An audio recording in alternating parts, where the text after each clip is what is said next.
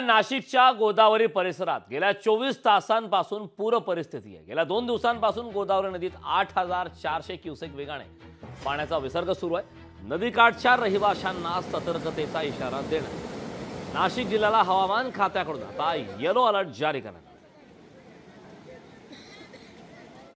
नाशिक जिल्ह्यामध्ये जवळपास 3 दिवसापासून पावसाची संततधार आहे।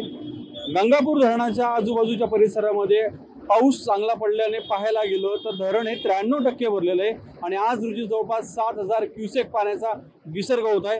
आपण आलोय गोदावरी नदीच्या काठावर। गोदावरी नदी माझ्या पाठीमागे पाहू शकता। ही अतिशय पूर सदृश परिस्थिती गोदावरीची झालेली आहे आणि सर्वात महत्त्वाचं म्हणजे या गोदावरीच्या काठावर जी काही लोकवस्ती आहे, जी काही गावं आहेत, त्या गोदावरीच्या गावांच्या संदर्भात प्रशासनाने एक अलर्ट जारी केलेला आहे। नाशिक जिल्ह्याला येलो अलर्ट जारी करण्यात आलेला आहे। नाशिकची परिस्थिती पाहू शकतो। गोदावरी ही पूर सदृश परिस्थिती झालेली आहे। दुतोंडे मारुती जो आहे त्याच्या छातीपर्यंत त्याची पाण्याची पातळी आलेली आहे आणि या परिसरातील जे काही नागरिक आहे यांना देखील प्रशासनाच्या वतीने सतर्कतेचा इशारा देण्यात आलेला आहे।